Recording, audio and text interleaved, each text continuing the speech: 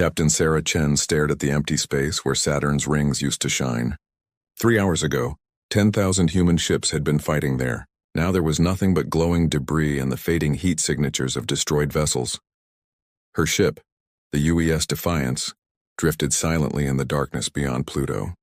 They had been on a routine scouting mission when the attack began. By the time they received the emergency signals, it was already too late.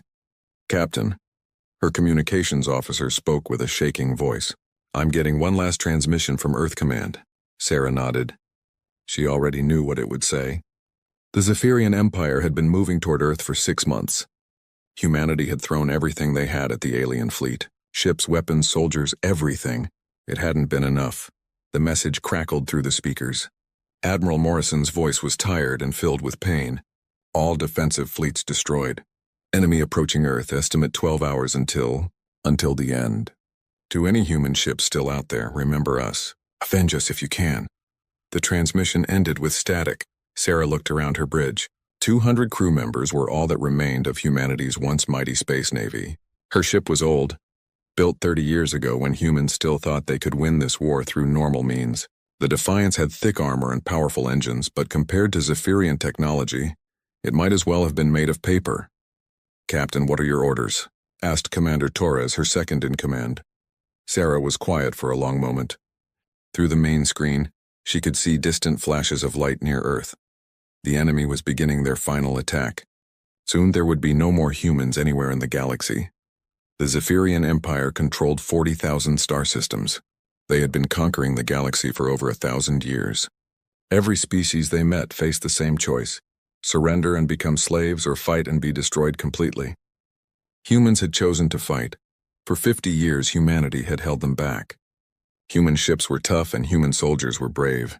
But the Empire had technology that seemed like magic. Their ships could disappear and reappear anywhere they wanted. Their weapons could destroy entire planets. Their shields could stop any attack humans could make. "Status report," Sarah said finally. "All systems working, Captain," replied Lieutenant Kim from the engineering station. "We have full fuel, ammunition, and supplies for 6 months. Long-range sensors show no other human ships anywhere in the system," added the sensor officer. "We appear to be alone." Alone. The last human warship in the galaxy. Sarah had trained her whole life to command a vessel like this, but she had never imagined she would be the final captain of the final ship. She thought about her family back on Earth, her husband Mark and their 2 children, Emily and Jake. Mark had wanted to evacuate to one of the outer colonies, but Sarah had convinced him to stay. She told him the fleet would protect Earth. She had been wrong. "Captain, we're receiving a wideband transmission from the enemy fleet," the communications officer announced. "Put it through." The main screen filled with the image of a Zephyrian commander. The alien looked like a tall, thin human, but its skin was silver and its eyes were completely black. When it spoke, its voice sounded like multiple people talking at once. "Attention, remaining human vessel. You are alone. Your species is extinct. Your resistance is meaningless. Surrender immediately and you will be allowed to live as servants of the Empire." Sarah stood up slowly. "Open a channel." "Channel open, Captain. This is Captain Sarah Chen of the United Earthship Defiance. I have a message for your Empire." She paused, making sure every word would be clear. "Go to hell." She gestured to cut the transmission. The alien's face disappeared from the screen. "Ma'am?" Torres whispered. "They have 500 ships. We have one." "I know exactly how many ships they have, Commander." Sarah walked to the tactical display showing the enemy fleet. The Zephyrian vessels were massive, each one 3 times larger than the Defiance. They moved in perfect formation, like a school of deadly fish swimming through space. She studied their movement patterns. The Empire always attacked the same way. They would surround their target, destroy all defenses systematically, then capture or eliminate any survivors. It was efficient and it always worked. But Sarah noticed something strange. The enemy ships were moving slowly toward Earth. They weren't in any hurry. Why would they be? They had already won. Humanity was finished. That gave her an idea. A crazy, impossible idea. "Navigation, plot a course for the asteroid belt." "Maximum speed, Captain?" The navigator looked confused. "That's toward the enemy fleet." "I know where it is, Ensign." "But Captain," Torres stepped closer, "we can't fight 500 ships. Even if we surprise them, even if we get lucky, we'll barely scratch one of them before they destroy us. Sarah turned to look at her crew. These men and women had served with her for 3 years. They trusted her. They deserved to know what she was thinking. You're right, Commander. We can't fight 500 ships and win. But we're not going to fight them. Not yet. She pointed at the tactical display. The Empire thinks they've won. They think the war is over. That makes them predictable. She highlighted several points on the display. Look at their formation. It's perfect for attacking a planet, but not for chasing a single ship. And look where they're going. Straight to Earth on the most direct route. I don't understand, Captain. They want to finish this quickly and cleanly. One final battle to destroy the last human world. Then they can move on to conquer the next galaxy. But what if we don't let them finish cleanly? What if we make them chase us? Lieutenant Kim spoke up from engineering. Captain, even if we could outrun them, where would we go? Every human colony has been destroyed. There's nowhere left. Sarah smiled for the first time in days. It wasn't a happy smile. We're not running away from them, Lieutenant. We're going to lead them exactly where we want them to go. She touched another control on the display. Computer, show me the classified files on Project Prometheus. The screen filled with technical drawings and scientific data. Most of the crew had never seen these files before. Project Prometheus had been humanity's most secret weapon research program. 3 months ago, our scientists finished building something in the Jupiter system, something the Empire doesn't know about, something that could change everything. Sarah looked around at her crew. It was too dangerous to use while there were still human worlds to protect. But now, she let the sentence hang in the air. Her crew was starting to understand. You're talking about using the Cascade weapon, Torres said quietly. The Empire has better shields, better weapons, better everything. But they have one weakness. They always fight the same way. They're predictable. If we can get them to follow us to Jupiter, if we can get them in exactly the right position, it's suicide, Captain. Torres said. Yes, it is. Sarah looked at each member of her bridge crew. I won't order anyone to do this. If you want to take the escape pods and try to hide somewhere in space, I'll understand. But I'm taking this ship to Jupiter. I'm going to make the Empire pay for what they've done. The bridge was silent for a long moment. Then Lieutenant Kim spoke up. I'm staying, Captain. Me too, said the navigator. One by one, every crew member on the bridge volunteered to stay. Sarah felt tears in her eyes, but she didn't try to hide them. All right then, she said. Let's go save the galaxy. The Defiance moved through the asteroid belt like a ghost. Captain Chen had ordered all non-essential systems shut down to reduce their energy signature. The ship was cold and dark, but they were hidden from the Empire's sensors. Sarah sat in her ready room, studying battle recordings from the past 50 years of war. She had watched these files hundreds of times before, but now she was looking for something different. She wasn't trying to understand how humanity had lost so many battles. She was trying to understand how they had won any battles at all. The first recording showed the Battle of Alpha Centauri, 15 years ago. A human fleet of 50 ships faced 200 Zephyrian vessels. By all logic, the humans should have been destroyed in minutes. Instead, they held out for 6 hours and actually managed to damage several enemy ships. Sarah watched Admiral Harrison make his decision to split his fleet into 3 groups and attack from different directions simultaneously. It was a stupid move according to military textbooks. Dividing your forces when facing a superior enemy was a recipe for disaster. But it worked because the Zephyrians hadn't expected it. The second recording was from the defense of New Tokyo. Captain Rodriguez had been outnumbered 10-1, but he'd won by flying his ship directly into a gas giant's atmosphere and using the storm clouds to hide his attacks. The Zephyrian ships had better sensors, but the violent weather interfered with their exotic technology. Sarah paused the recording and called her science officer to the ready room. Lieutenant Parker, I need you to analyze these battle recordings. Look for patterns in our victories. Parker was a young woman with short red hair and sharp green eyes. She had joined the fleet straight from university with degrees in xenobiology and tactical analysis. I've already studied most of these, Captain. Our victories usually came from unconventional tactics that violated standard military doctrine. Exactly. But why did those tactics work against the Empire? Parker pulled up a holographic display showing Zephyrian ship formations. From what we've observed, the Empire uses a collective intelligence system. All their ships are connected to a central command network. This allows perfect coordination, but it also means they think like a computer, Sarah finished. They calculate the most efficient solution to every problem. Yes, Captain. Their tactics are mathematically optimal. They always choose the strategy with the highest probability of success and the lowest resource cost. Sarah stood up and walked to the viewport. Outside, asteroids tumbled slowly through space, following predictable orbits that had been calculated millions of years ago. The problem with optimal strategies is that they're predictable. If you always choose the mathematically best option, your enemy can eventually figure out what you're going to do.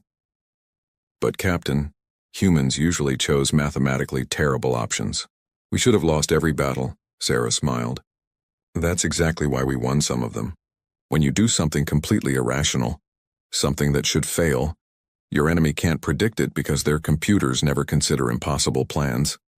She turned back to Parker. The Empire conquered 40,000 star systems by being smarter, stronger, and more efficient than everyone else. But they've never faced an enemy crazy enough to make decisions that don't make sense. Parker looked confused. I don't understand how that helps us, Captain. We're still just one ship against 500. Because I'm going to do something so stupid, so impossible, that their computers won't even consider it as a possibility. Sarah brought up a tactical display of the Jupiter system.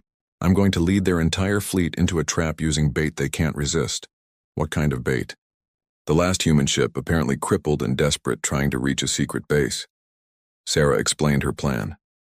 The Defiance would begin broadcasting false distress signals, claiming engine damage and life support failures.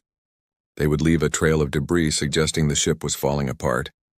The course would lead toward Jupiter, specifically to the area where Project Prometheus waited. The Empire will want to capture us alive. Sarah continued. They'll want to study our ship and interrogate the crew to understand why humans were so difficult to conquer. They won't just destroy us from a distance. Parker looked skeptical. But Captain, our ship really will be damaged. To make the deception convincing, we'll have to actually disable some systems, and Jupiter's radiation field will interfere with our electronics. That's the beautiful part, Lieutenant. The same radiation that will hurt us will completely scramble their exotic technology. Their ships are designed for efficiency in normal space. They're not built to handle chaotic environments. Sarah brought up technical specifications for both human and Zephyrian vessels. Human ships were overbuilt and redundant, designed by engineers who expected everything to break down eventually. Multiple backup systems, thick shielding, and simple technology that could function in extreme conditions. Zephyrian ships were elegant and precise. Their technology was based on quantum manipulation and exotic matter. It was incredibly powerful, but it required stable conditions to function properly. Jupiter's storms create massive electromagnetic interference, Sarah explained. Their phase shift drives won't work reliably. Their gravity weapons will be unstable. Their shields will fluctuate. While our old-fashioned fusion engines and projectile weapons will work fine, Parker realized. Exactly. We'll be fighting them in an environment where human technology has the advantage. Parker still looked worried. But Captain, even if everything works perfectly, even if we disable half their fleet, there will still be hundreds of ships left. How do we destroy all of them? Sarah's expression became grim. We don't destroy them with weapons, Lieutenant. We erase them from existence. She activated a classified file that required her command codes and biometric scan. The holographic display showed technical specifications for the most dangerous weapon humanity had ever created. The quantum cascade generator, Parker whispered. Our scientists spent 10 years building it. The theory is simple. Convince matter that it never existed in the first place. Create a bubble of nothingness that expands at light speed, erasing everything it touches. Parker studied the technical data. Her face went pale as she understood the implications. Captain, this weapon requires the generating ship to be at the center of the cascade. There's no way to trigger it remotely. Whoever activates it will be the first thing erased. I know. And the power requirements are enormous. We'd have to channel the energy through our main reactor, our engines, and every system on the ship. The Defiance would be torn apart just from the power surge, even before the cascade begins. I know that too. Parker sat down heavily in her chair. You're talking about suicide, Captain, Sarah nodded. The Empire thinks they've won because they destroyed all our fleets and conquered all our worlds. But they made one mistake. They let one human ship survive, one ship with 200 people who have nothing left to lose. She turned off the holographic display and looked directly at Parker. The Empire rules through fear. For 1,000 years, no species has been able to seriously hurt them. They've become arrogant. They think they're invincible. Sarah's voice became hard. I'm going to prove them wrong. When their 9th conquest fleet disappears completely, every enslaved species in the galaxy will know that the Empire can bleed. Parker was quiet for a long moment, processing everything she had learned. How long do we have to prepare? She finally asked. 18 hours until we begin broadcasting the distress signals. The Empire fleet should reach Jupiter in about 60 hours. Sarah stood up. I need you to work with engineering to modify our systems. We need to make this deception perfect. What should I tell the crew? Sarah paused at the door to her ready room. Tell them we're going to do something that's never been done before. Tell them we're going to make the Empire remember our names. After Parker left, Sarah remained alone with her thoughts. She thought about her husband and children back on Earth. By now, they were probably dead. The Empire never left survivors when they conquered a world. But their deaths would not be meaningless. The Cascade weapon would destroy the Empire's most powerful fleet. The rebellions that followed would free billions of enslaved beings across the galaxy. 200 humans against 40,000 star systems. The odds were impossible. That's exactly why it might work. The Defiance limped through space, trailing vapor and debris. To anyone watching, the ship looked like it was falling apart. Smoke poured from damaged sections, the engines sputtered and misfired, and emergency lights flashed along the hull. It was all fake, but it looked completely real. Captain Chen watched the performance from her bridge. Her crew had spent 12 hours carefully damaging their own ship. They'd vented atmosphere from empty sections, shut down non-critical systems, and even fired a few shots at their own armor plating to create convincing scorch marks. Engineering report, Sarah called out. We're running on emergency power only, Lieutenant Kim replied. Main engines are operating at 30% capacity just like you ordered. Life support is fluctuating but stable. From the outside, we look like we're barely holding together. Perfect. Communications, begin broadcasting our distress signal. The communications officer activated a pre-recorded message that would repeat every 10 minutes on all frequencies. Mayday, Mayday. This is UES Defiance. We have suffered critical damage to engines and life support, attempting to reach emergency supplies at coordinates. The message gave a location deep in the Jupiter system, near one of the gas giant's smaller moons. Sarah had chosen those coordinates carefully. According to their fake distress call, there was a secret human supply depot hidden there. It was exactly the kind of story that would interest the Empire. A chance to discover humanity's hidden resources and capture the last human ship intact. Captain, the sensor officer announced, I'm detecting movement from the Empire fleet. They're changing course. Sarah felt a moment of satisfaction. The trap was working. How long until they reach us? At their current speed, approximately 18 hours. But Captain, they're not coming directly at us. They're spreading out into a search pattern. Sarah nodded. The Empire wasn't stupid. They knew this could be a trap. But their arrogance would work against them. They couldn't resist the chance to capture the final human survivors. Maintain course for Jupiter. Keep the distress signal broadcasting. And remember, everyone, we're desperate refugees, not soldiers. Act the part. The next several hours passed slowly. The Defiance continued its fake journey toward Jupiter, leaving a trail of debris and electromagnetic signatures that told a convincing story. According to their false evidence, the ship was losing power, running out of air, and barely staying together. The Empire fleet followed at a distance, like predators stalking wounded prey. Sarah spent the time reviewing intelligence reports about Zephyrian tactics. The Empire always used overwhelming force, but they also preferred to capture technology and prisoners when possible. They would want to board the Defiance and take the crew alive for interrogation. That was exactly what Sarah was counting on. Captain, Commander Torres approached her chair. The crew is asking questions. They know we're heading toward Jupiter, but they don't understand why. Some of them think we're really running away. Sarah looked around the bridge. Her officers were trying to look busy, but she could see the worry in their eyes. They trusted her, but they were scared. Attention all hands, Sarah announced over the ship's intercom. This is the captain. I know many of you are confused about our current mission. I know some of you think we're retreating. She paused, making sure she had everyone's attention. We are not retreating. We are setting up the most important ambush in human history. In approximately 12 hours, we will engage the entire Empire fleet in battle. We will be outnumbered 500 to 1. We will almost certainly die. The bridge was completely silent. Sarah could hear the hum of the engines and the whisper of air recycling through the vents. But we will not die for nothing. We will take the enemy with us, and we will show the galaxy that humans never surrender. I need every one of you to trust me for 12 more hours. Can you do that? Responses came from all over the ship. Yes, Captain. We're with you. Let's make them pay. Sarah felt proud of her crew, but also guilty. These people had volunteered to follow her on what they knew was a suicide mission. The least she could do was give them a chance to understand why. Commander Torres, Lieutenant Parker, report to my ready room. Bring the senior staff. 10 minutes later, Sarah's most trusted officers gathered around the conference table. She activated the holographic display and showed them the real plan. Ladies and gentlemen, this is Project Prometheus. The technical specifications for the quantum cascade generator appeared in the air above the table.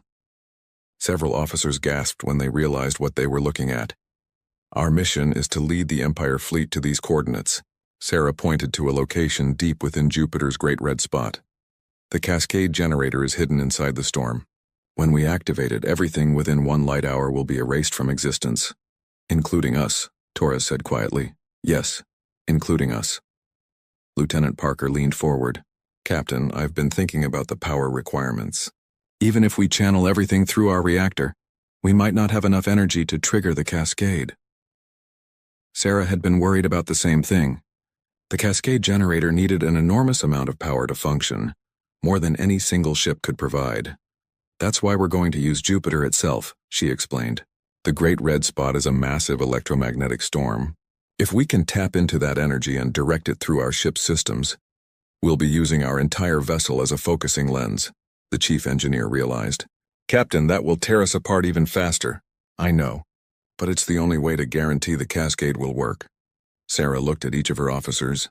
These were good people, skilled professionals who had served with distinction. They deserved better than this. I want everyone to understand this is not a direct order. Anyone who wants to leave can take an escape pod when we reach Jupiter. You can hide in the outer system until this is over. Nobody moved. Nobody spoke. Finally, Commander Torres broke the silence. With respect, Captain, we're not going anywhere. If this is humanity's last stand, we want to be part of it. The others nodded in agreement. Sarah felt tears in her eyes, but she forced them back. There would be time for emotion later. All right then, let's discuss the tactical situation.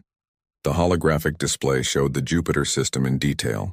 The gas giant's powerful magnetic field and radiation belts would interfere with Zephyrian technology, but it would also make conditions extremely dangerous for human ships. The Empire fleet will try to surround us when we reach Jupiter, Sarah explained. They'll want to prevent our escape and force us to surrender. But they won't expect us to fly directly into the Great Red Spot. Because it's suicide, Torres pointed out. Exactly. Their computers will calculate that we're trying to hide in the storm clouds, not destroy ourselves. By the time they realize what we're really doing, it will be too late. Lieutenant Kim studied the engineering data. Captain, I can modify our engines to survive in Jupiter's atmosphere for maybe 10 minutes. After that, the pressure and radiation will crush us. How long do we need to activate the cascade? According to these specifications, about 3 minutes once we're in position. Sarah nodded. That should be enough time. What about the Empire ships? Their exotic technology won't work properly in the storm, Parker added. But they have conventional backup systems. They'll be able to follow us for a while. Good, I want them close when the cascade activates. Sarah turned off the holographic display and looked at her officers one last time. This plan depends on perfect timing and a lot of luck. If anything goes wrong, if the cascade doesn't work, then we'll have died for nothing. Are you all sure you want to do this? The response was immediate and unanimous. Every officer volunteered to stay. Then let's get back to work. We have 8 hours to prepare. As her officers filed out of the ready room, Sarah remained behind to study the tactical display one more time. The Empire fleet was getting closer, following their fake distress signals toward Jupiter. Soon, the most powerful military force in the galaxy would discover what happened when you pushed humans too far. They would learn that sometimes the most dangerous enemy was one with nothing left to lose. Sarah thought about Earth, probably already conquered and destroyed. She thought about the billions of humans who had died fighting this war. She thought about her family. Their deaths would be avenged. The Empire would pay for what they had done. Computer, she said quietly. Record personal log. Final entry. Recording, Captain. To anyone who finds this log, we tried to do the right thing. We tried to save as many people as we could. I hope it was enough, she paused. And recording. Outside her window, Jupiter grew larger as they approached. The massive planet's swirling storms looked like a gateway to hell. That was exactly where she was taking the Empire fleet. Jupiter filled the view screen like an angry god. The massive planet's great red spot swirled with storms that had been raging for centuries, a hurricane larger than Earth itself. Lightning flashed in the deep clouds and radiation levels were climbing rapidly. Captain Chen stood on the bridge of the Defiance, watching the Empire fleet close in around them. 500 alien ships moved in perfect formation, their exotic hulls gleaming in Jupiter's reflected light. They had been following the human vessel for 6 hours, staying just out of weapons range. Captain, we're receiving a transmission from the Empire fleet, the communications officer announced. Put it through. The main screen switched to show a Zephyrian commander. This one looked different from the others Sarah had seen. Older, with silver markings on its face that probably indicated high rank. Human vessel. This is Fleet Commander Zethkar of the 9th Conquest Fleet. You will surrender immediately. Your species is extinct. Your resistance is meaningless, Sarah stepped forward. This is Captain Sarah Chen, we're not surrendering. We're going home. The alien tilted its head, a gesture that might have indicated confusion. There is no human home to return to. We have eliminated all your worlds. You missed one. Sarah gestured toward Jupiter. Our emergency supply depot is waiting for us in the outer atmosphere. We have enough resources there to last for years. It was a complete lie, but Sarah sold it convincingly. She needed the Empire fleet to believe there really was something valuable hidden in Jupiter's storms. You are attempting deception, the alien commander replied. Our sensors detect no artificial structures in the Jupiter system. Of course you don't, we built it to be undetectable. Human stealth technology might be primitive compared to yours, but it works. Sarah could see the alien considering this. The Empire had been surprised by human tactics before. It was possible that humanity had hidden resources they didn't know about. You will allow our ships to escort you to this supposed base. If you are lying, you will be destroyed. Fine by us. Just try to keep up. Sarah cut the transmission and turned to her crew. All hands prepare for atmospheric entry. This is going to get rough. The Defiance began descending toward Jupiter's outer atmosphere. The first wisps of gas began to streak past the viewports, and the ship started to shake as it encountered atmospheric resistance. Behind them, the Empire fleet followed in formation. Their ships were larger and more advanced, but they were also more complex. The electromagnetic interference from Jupiter's storms would affect their exotic systems more than human technology. Engineering report, Sarah called out. Hull temperature rising but within acceptable limits, Lieutenant Kim replied. Engines are running hot but stable. Radiation shielding is holding. Good. Take us deeper. The Defiance plunged into Jupiter's atmosphere like a falling star. The ship's hull began to glow from friction heating, and the constant shaking made it difficult to stand. Outside the windows, the sky changed from black to orange to deep red. Captain, the sensor officer shouted over the noise. The Empire ships are having trouble. Several of them are dropping back. Sarah smiled grimly. Jupiter's storms were interfering with the aliens' phase shift drives and gravity manipulators. Their ships could still fly, but not as efficiently as usual. How many are still following us? About 200, Captain. The rest are staying in high orbit. That was better than Sarah had hoped. 200 enemy ships were still overwhelming odds, but at least they wouldn't face the entire fleet. Navigation. Set course for the Great Red Spot.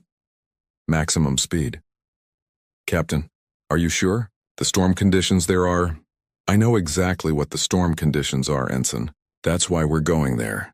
The Defiance turned toward the massive hurricane that dominated Jupiter's southern hemisphere. The Great Red Spot was a storm system 3 times larger than Earth, with wind speeds exceeding 400 kilometers per hour. The electromagnetic interference there would be incredible. It was also where Project Prometheus waited. Lieutenant Parker, Sarah called out, activate the Cascade Generator's targeting system. We need to be precise about our entry point. Parker's hands flew over her console. Cascade Generator responding. I'm getting telemetry from the device. It's intact and ready for activation. The quantum cascade generator had been hidden in the Great Red Spot for 3 months, suspended in the storm by magnetic fields and protected by the most advanced shielding humanity could build. It was a weapon of last resort, designed to be used only if Earth itself was threatened. Now Earth was gone, but the weapon remained. Captain, Commander Torres approached her chair. The crew is asking about escape pods. When do we launch them? Sarah had been dreading this moment. She had promised her officers that anyone who wanted to leave could take an escape pod before the final attack. But the truth was there was nowhere for them to go. The escape pods wouldn't survive in Jupiter's atmosphere, and the Empire ships would destroy any that tried to reach orbit. Tell the crew the truth, Commander. The escape pods won't work in these conditions. Anyone who leaves the ship will die just as quickly as those who stay. Torres nodded grimly. I'll pass the word, Captain. The ship shook violently as they entered the outer edges of the Great Red Spot. Lightning flashed all around them, and the hull temperature readings climbed dangerously high. The Defiance was tough, but it wasn't designed for extended flight in a gas giant's atmosphere. Empire ships are still following us, the sensor officer reported, but they're having serious problems. I'm reading multiple system failures across their fleet. How many are left? Approximately 150 ships, Captain. The rest have turned back. Sarah felt a surge of satisfaction. The Empire's technological superiority was working against them in Jupiter's chaotic environment. Their ships were too sophisticated, too dependent on exotic systems that couldn't function properly in the storm. Engineering.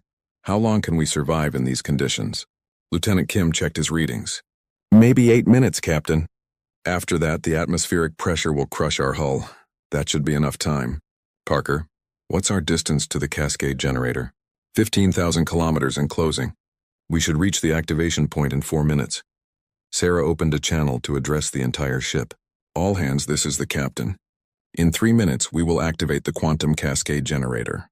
The weapon will erase everything within 1 light hour of Jupiter, including us. She paused to let that sink in. I want everyone to know, you have served with honor. You have given your lives to save billions of beings across the galaxy. Your sacrifice will not be forgotten.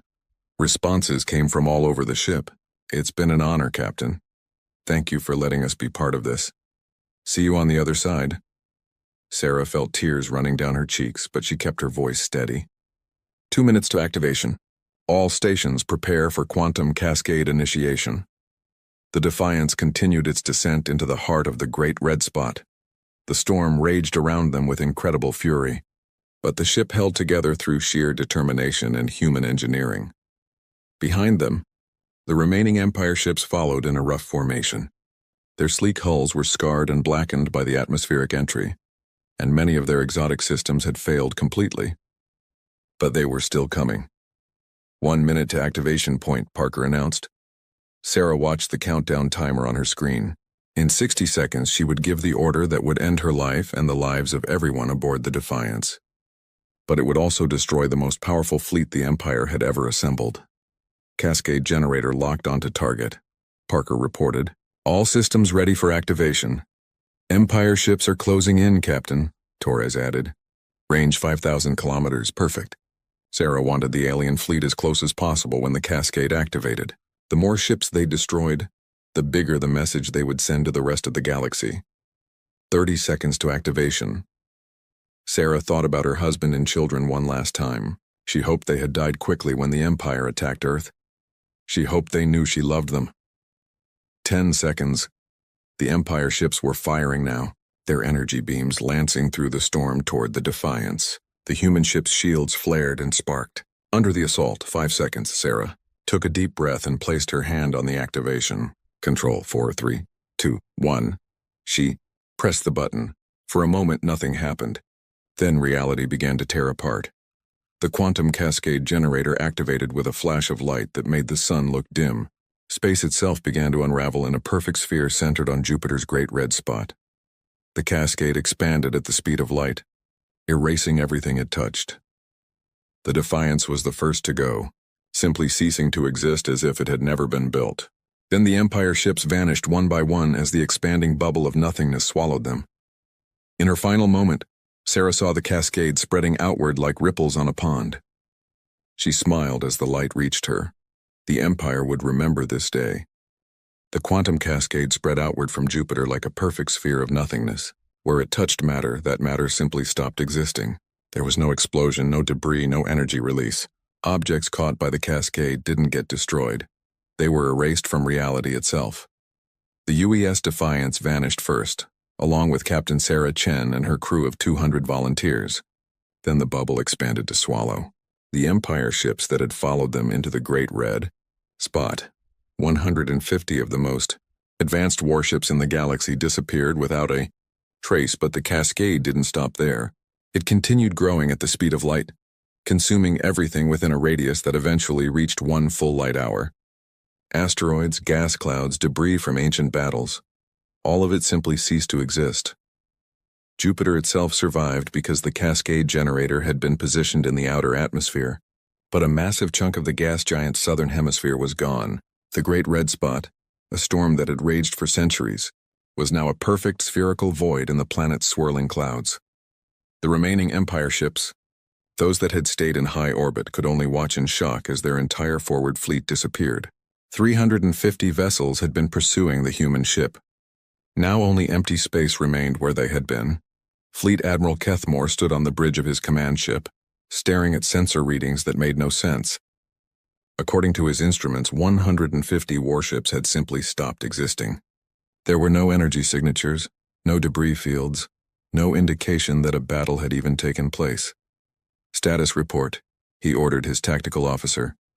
Sir, all ships in the pursuit fleet have been lost. No survivors detected. No distress signals received. The area around Jupiter shows massive spatial distortion, but we cannot determine the cause. Admiral Kethmore had served the Empire for 200 years. He had conquered 17 star systems and eliminated dozens of species. He had never seen anything like this. Could the humans have developed a new weapon? Unknown, sir. Our intelligence indicated that all human research facilities were destroyed. They should not have possessed technology capable of this level of destruction. The Admiral studied the tactical display. The Empire's 9th Conquest Fleet had been the most powerful military force ever assembled. 500 ships carrying planet-killer weapons and reality-warping technology. Now less than half remained. Send a message to Imperial Command. Inform them that we have encountered unexpected resistance. Request immediate reinforcements. But the Admiral knew that reinforcements would take months to arrive. More importantly, he realized that the Empire had made a terrible mistake. They had underestimated humanity's capacity for destruction. The quantum cascade's energy signature propagated through subspace at speeds faster than light. Within hours, every species in the galaxy detected the exotic radiation pattern. Most didn't understand what they were seeing, but they all recognized that something unprecedented had happened. On the slave world of Kepler 442b, a draconian resistance leader named Vextar analyzed the energy readings with growing excitement. For 30 years, his people had been crushed under Empire rule.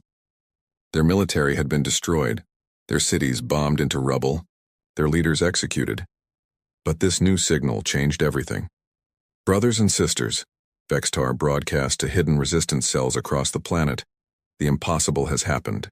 Someone has bloodied the Empire's nose. Their 9th fleet, the same fleet that destroyed our homeworld, has been eliminated. Similar messages were being transmitted on thousands of enslaved worlds. The Zephyrian Empire ruled through fear and the belief that resistance was futile. For 1,000 years, no species had been able to inflict serious damage on their forces. Now, in a single moment, one human ship had erased their most powerful fleet from existence. Within days, rebellions erupted across the galaxy. The Draconians seized their orbital shipyards. The crystalline beings of Rigel 7 shut down the Empire's mining operations. On the water world of Oceanus, the aquatic natives began attacking Imperial installations with weapons they had hidden for decades. The Empire tried to respond, but their forces were spread thin across 40,000 star systems. They had relied on intimidation and overwhelming superiority to maintain control. When that superiority was proven false, their entire system began to collapse. Fleet Admiral Kethmore received reports of uprisings on hundreds of worlds. His remaining ships were being recalled to protect core Imperial systems, leaving the outer territories in chaos. Sir, his communications officer announced. "We're receiving a transmission from the Terran system." The Admiral was confused. According to all reports, the Terran system had been sterilized. Earth and all human colonies should be lifeless rocks. Put it through. The main screen filled with the image of a human woman in military uniform. She appeared to be standing in what looked like an underground bunker. "This is General Lisa Morrison, commander of the Earth Resistance. To any Imperial forces still in our system, you have 10 hours to withdraw beyond the heliopause. After that, we will consider you hostile targets." Admiral Kethmore leaned forward. "Impossible. Our forces reported complete planetary sterilization." The human smiled coldly. "Your forces lied to you, Admiral. We've been hiding in underground cities and asteroid bases for months. You destroyed our surface installations and killed millions of our people, but you didn't kill all of us. Even if some humans survived, you cannot resist the Empire's power." "Really? Because from where I'm sitting, it looks like one human ship just erased your entire Ninth Fleet. That was Captain Chen and the Defiance, by the way. We're very proud of them." The Admiral felt something he had never experienced before: uncertainty. The Empire's intelligence had been completely wrong about human capabilities and survival. "You cannot have many ships remaining," he said, trying to sound confident. "We have enough. More importantly, we have something you don't: allies. Every enslaved species in the galaxy is watching this conversation. They're seeing that the invincible Empire can be defeated." As if to prove her point, the communication screen split to show similar transmissions from dozens of other worlds. Draconian, Rigelian, Oceanic, and other species leaders were all making similar declarations of independence. General Morrison's voice cut through the chaos. "Here's what's going to happen, Admiral. The Empire's reign of terror is over. We're forming a galactic liberation alliance, and our first goal is to free every world you've enslaved. You cannot succeed. Even if you have survived, even if the other species rebel, the Empire still controls thousands of fleets. But you don't control fear anymore," Morrison replied. "For 1,000 years, species surrendered to you because they thought resistance was hopeless. Now they know better. They've seen what happens when someone fights back with nothing left to lose." The transmission ended, leaving Admiral Kethmore staring at a blank screen. Around the galaxy, similar scenes were playing out as Imperial commanders faced rebellions they had never anticipated. On the former slave world of Vega Prime, Draconian fighters emerged from hidden bunkers to attack Empire installations. On the mining world of Asteroid Station 7, crystalline workers used industrial equipment to tear apart Imperial ships. In the water world of Oceanus, aquatic natives launched coordinated strikes against underwater bases. The Empire tried to respond with their usual tactics: overwhelming force and brutal retaliation. But their fleets were scattered and their morale was shaken. For the first time in their history, they were fighting an enemy that wasn't afraid of them. Years later, when the Galactic Liberation War finally ended, with the complete collapse of the Zephyrian Empire, historians would mark the Battle of Jupiter as the turning point. They would study the tactical recordings and wonder how 200 humans in an obsolete ship had accomplished what entire civilizations could not. The answer was simpler than most people understood. Captain Sarah Chen and her crew had done something that the Empire's computers couldn't calculate or predict. They had chosen to die rather than surrender. In the final analysis of the war, alien scholars would note that the Zephyrian Empire fell because they made one critical error. They believed that all intelligent species were fundamentally rational and would choose survival over principle. They had never encountered humans before. The monument, built on the ruins of Jupiter's Great Red Spot, bore a simple inscription in hundreds of languages, in memory of the UES Defiance and her crew, who proved that sometimes the most dangerous enemy is one with nothing left to lose. Below that, in smaller text, was Captain Chen's final message. "This is Captain Sarah Chen of the United Earthship Defiance. We are the last of humanity and we are taking you with us. Remember our name when your empire falls." The Empire had fallen just as she predicted, and across the galaxy, in the songs and stories of 1,000 liberated worlds, her name was remembered. The humans had gotten the last laugh after all.